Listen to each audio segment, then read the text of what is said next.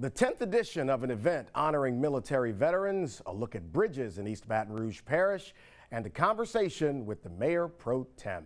Roll it, Kirk.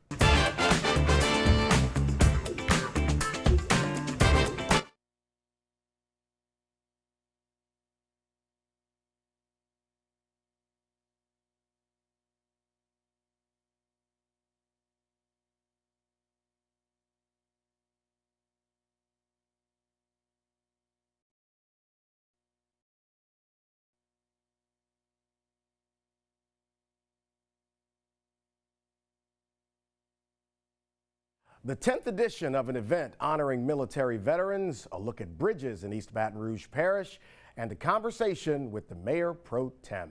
Roll it, Kirk.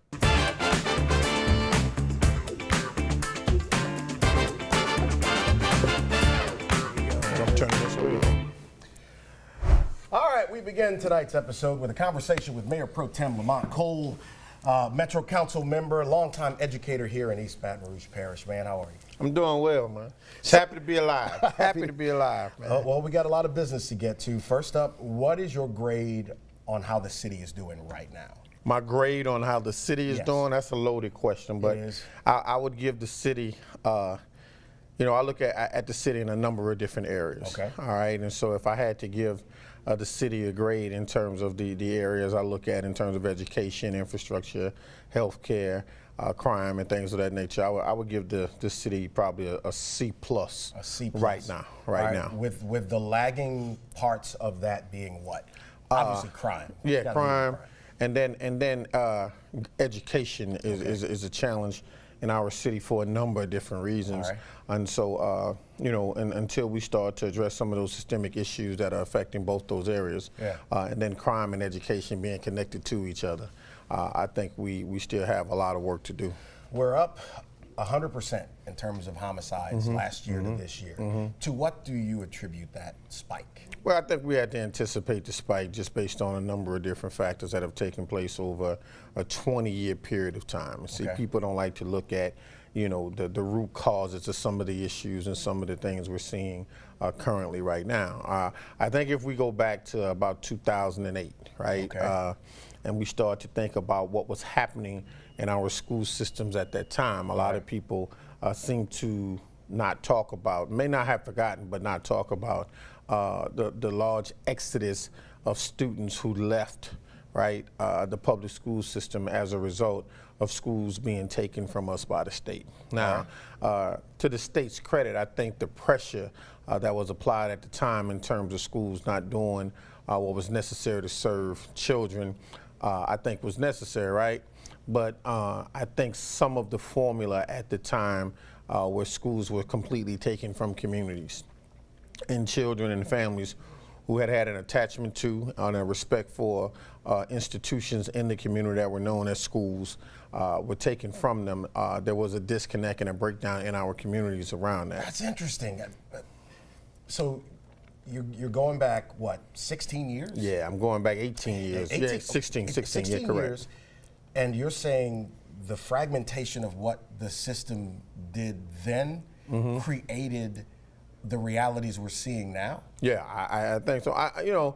Nothing happens overnight. I think, we would like to believe that, there's an easy fix for a problem, but oftentimes when we see challenges in our community, they didn't happen easily. They happen over an extended period of time. We're talking about generational issues that have taken place over a period of time. When we think about, the changes in leadership in terms of our mayor in 2004, and then, we got a new mayor in 2005, and then right after we get a new mayor, we start to see a huge shift in how we go about education children.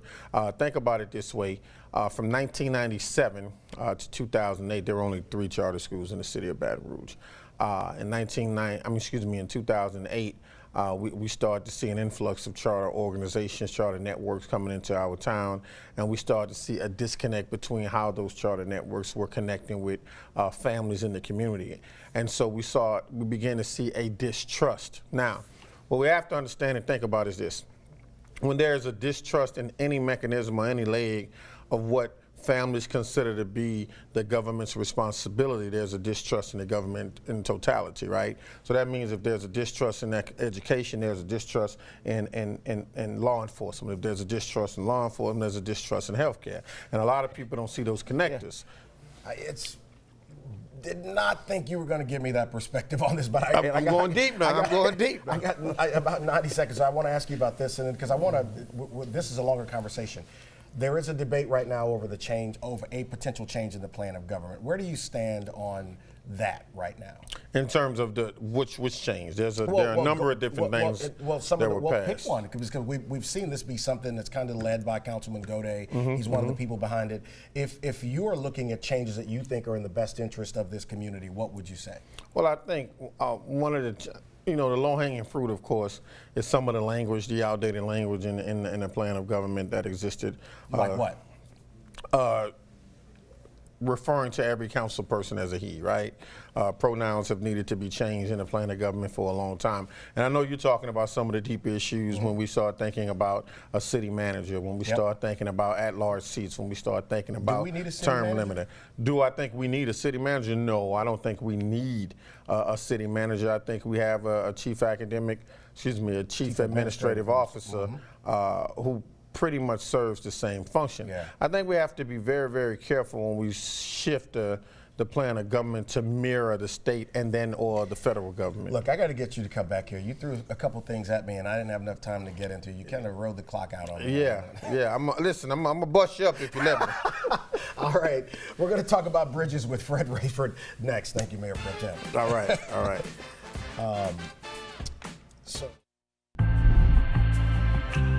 Well, a week ago we had a conversation about the bridge in Baltimore, and it led to what we may be doing here in East Baton Rouge Parish. And the Director of Transportation and Drainage at EBR is Fred Rayford, the most informed man I know about roads and bridges and all that stuff in the parish. Well, I hope to be, that's for sure. I mean, because it's enough issues that we have to deal with on a day-to-day basis that you better be informed. Okay, well, let's start with the most obvious question. How are bridges here? People saw that and it makes you wonder, how are we doing here? How are bridges here? Well, we're doing our annual inspection right now, working with DOTD, because they are the ones who we have to also inspect our bridges. We have over 330 bridges that EBR is responsible for maintaining. Right.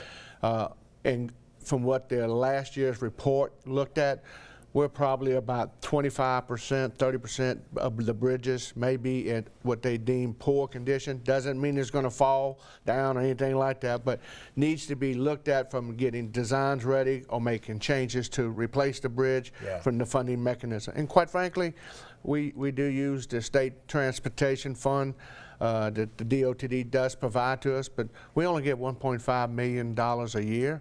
And I'll tell you, most bridges that we're replacing today cost $2 to $3 million to repair. So it's never enough money, but we prioritize which ones need to be done, and we try to address that from a structural standpoint and a capacity standpoint. You know, Mayor Pro Tem Cole was here a minute ago and we talked about crime. Right under crime, just before weather, is traffic as a discussion point if you live in East Baton Rouge Parish, is what you talk about, how bad the traffic is. And there's a lot of construction going on, but people are frustrated because it doesn't ever seem to end. So what encouragement would you give people watching who live here that, hey, brighter days are coming? Well, you know, anytime you have construction, there are going to be some inconveniences, no question about it. You know, right now most of the issues are on the interstate, but people are diverting. We know that they're diverting because we're looking at our traffic counts on some of our major roadways, and we see the numbers going up. What we're doing is we set up a plan to address the signals, try to get more traffic through those intersections at a time, particularly on the major corridors, which I think we have 17 that we're working with. And quite frankly, their peak times have been some struggles, but most of the time, peak time in the afternoons particularly. And I ride these roads a lot because I want to make sure I see it. I want to know that I felt it. So when somebody gets frustrated about it, I can say, I get it. I've been there, done that. So when are we going to open Behringer Foreman again? I have just sent a letter out to all the homeowners on the Behringer Road area. We were working with the Corps. I can't work any longer with that. I want to move forward. Yeah. We're going to be advertising the project this month, and hope to get bids in sometime in May. And when May gets in, get under construction, get council approval. We're going to be sometime in November before you see it. Because it's going to take 3 months. I know. What's the damage? A lot of under the bridge. It was hit. It was hit by the. Yeah, by the. There's a barge with a dozer or something on it. Yes, sir. That's correct. And then the Piku interchange. Well, that's going to be a long, drawn-out project, and I say that because there are different phases. We're in phase 2 right now, which is widening the existing roadway, tear out the old roadway, and put it back in together. They also will be working on the railroad crossing, and they're constructing the new bridge already over Bayou Fountain. And Wards Creek. So that's taking place. The last phase to get done is to tie in all the ramps from the interstate to come in. But you're probably going to look at 2025 before you'll see everything where it needs to be. So 2025 it could be ready? Yes, sir. All right, what about Jefferson Highway, which is always a migraine creator? So what about that? Well, right now it's currently being rehabbed by DOTD. Yes, sir, I know that too. I've seen it. We've been working very closely with DOTD and because they're doing the repairs of the work that we've agreed to by the road transfer. And once it's finished, in which that's the section from Drusilla all the way to Airline Highway, because it's not going to go away. It's still a ways off to be done. That will hope to be done before the end of the year. Where can people go to learn about these projects right now to get updates? Is it at the MoveBR website, or where is it? No, most of these, well, you would probably need to go to DOTD. Because they will have, because they're overseeing the construction, they would have the websites, the information to put up. I get a lot of calls about it, and I get a lot of, and when I go to the public meetings in that area, that's probably the #2 question they ask. So look, we're going to get Fred to come back here, and we're going to, on one of the big screens, we're going to put a map of Baton Rouge. I want to ask you guys about what roads you want him to answer questions on, and because you see, he knows, and we'll get him to answer questions about roadways and construction going on and how long you have to wait. I'm pretty bummed about that Behringer Foreman information you just gave me, but I have to deal with it. But we'll talk with Fred about what you need to know about road work here in East Baton Rouge Parish, man. Anything else you want to tell people before we get out of the segment? No, I know it's frustrating sometimes, particularly with traffic, but, you know, and I'm going to be honest, it's probably going to get worse because when we start moving forward with a lot more construction, you know, people paid their tax dollars. And I want to be sure that their tax dollars are being spent on the roadways. Depressing and encouraging at the same time. Let's talk with Colonel Henry Whitehorn next.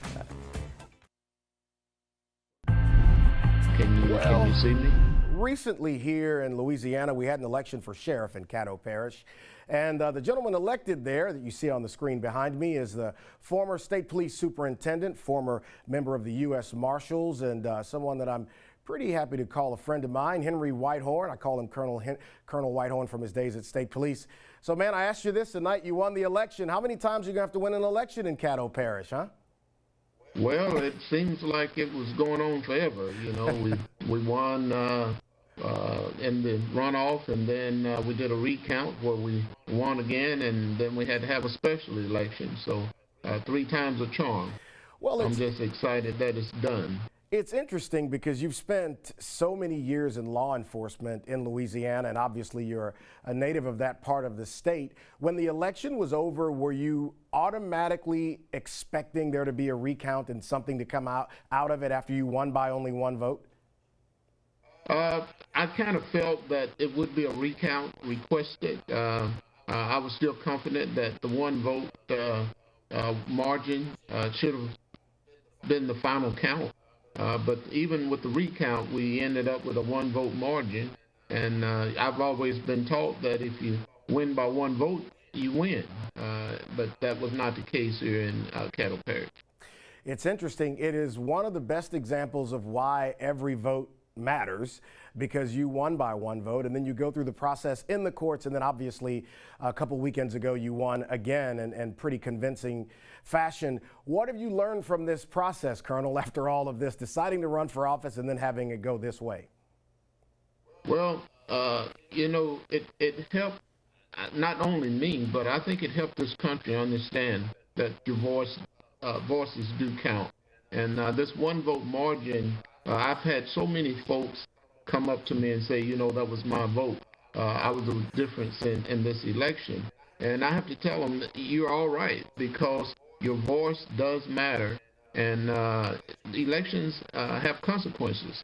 And so when it was taken away by the courts, I think it motivated a lot of people about the injustice that had taken place in their mind. And it wound up being a 4,000 vote margin plus in the special election.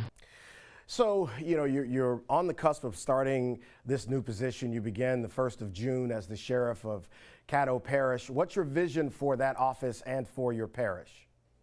Yeah, we start July 1st. July 1st, yeah, July 1st. And, I've got a couple issues that's priority for me. Number one is the violent crime that's plaguing this community and all over the country, actually, but in particular this community here. And the perception that crime is up that goes along with that violence. And we know that the numbers are down overall in crime, but people perceive that we're in a crime crisis due to the violent crime that's plaguing many of our communities. And then we have a jail overcrowding issue that we're going to have to tackle so that we can, not only make the environment safe for the inmates, but for our deputies in particular that's working in that facility. And then with the jail overcrowding, there's different operations and that we'd like to deploy in this community that we can't because we don't have the space to put anybody if we do go out and try to get some of these violent offenders off our streets. What is your opinion of the law enforcement profession now? Obviously, there are a number of executives in law enforcement around the country that you have had the opportunity to mentor. You brought Noble here, the National Organization of Black Law Executives. What is your opinion of law enforcement as a profession right now? We still have work to do.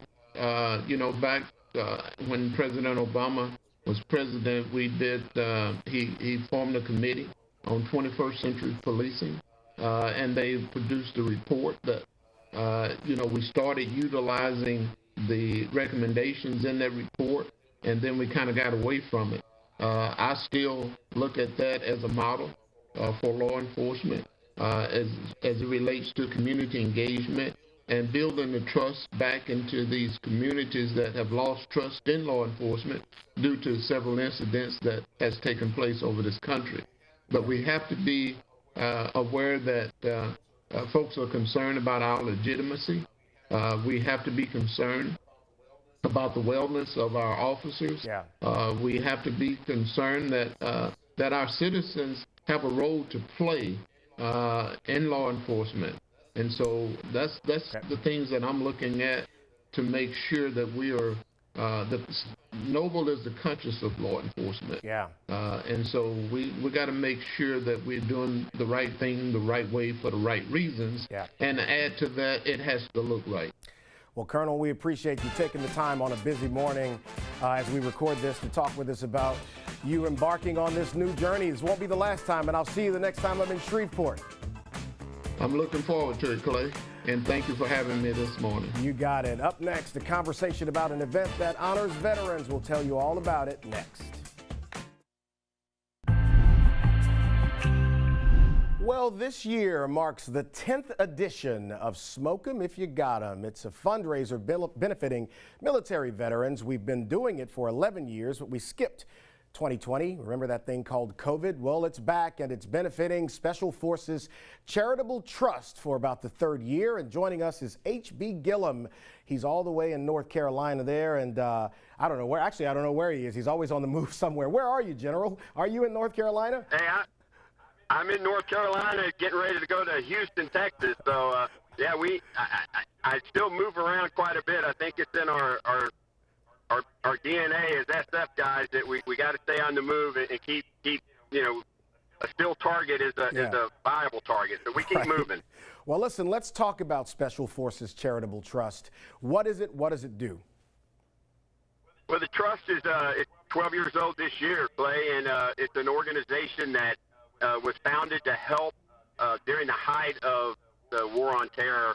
The warriors, the Green Beret, and their families, and then try to help where there were gaps within the organization's support to those soldiers. The Army and the SF community at large does a great job of helping the soldiers, but there's areas that pop up. So we really focus on building that resiliency with the soldiers and their families, the connections. We do one of our primary programs. It's called a Medal and Moxie, and that's where we take the soldiers and their families for a weekend to just reconnect. We have professional speakers come in, and we work with the command on those areas that the soldiers need, and they think they need help. Financial planning, communication, just those with the children and communicating and how the children understand it, and then with other children.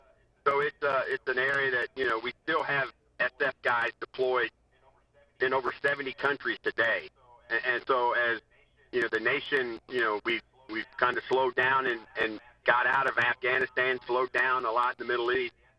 The SF, the Special Forces guys are still out there, and like I said, across the globe, still working every day, and so it's still an important mission. And then about 3 years ago, our executive director, really the suicide piece. And we started really talking about it. She just said, we've got to get after this, and how do we do, and so we came up with a program. Really, she started this. It's called Beyond the Battlefield, and it really gets after what we do with regards to trying to help those soldiers and their families that are having behavioral health issues. Yeah. And like last year, the help, that Smoke 'em If You Got 'em last year literally helped pay for over 100 sessions for soldiers and their families to go see a therapist or to get the help they might need. And that's across, not just for the active duty guys, but also the retired, and then those soldiers transitioning. That's open across the nation. And so it's been a huge endeavor, but it's been one that has, paid great dividends for us. Personally now, I've lost more soldiers to suicide than I did combat, Clay, and so we're proud of the program. Yeah. We're not happy that we had to have it, but we're proud of what we've created, and then the help and some of the things that you've done for us have helped us just be able to enhance it and keep it going. Well, let me just tell you, jumping in here in under 30 seconds, you see it on your screen there. The event's going to be April 28th at Beau Soleil Coastal Cuisine on Jefferson Highway. $100 ticket, and all of the money goes to Special Forces Charitable Trust. Our presenting sponsor, as you see, is Mockler Beverage.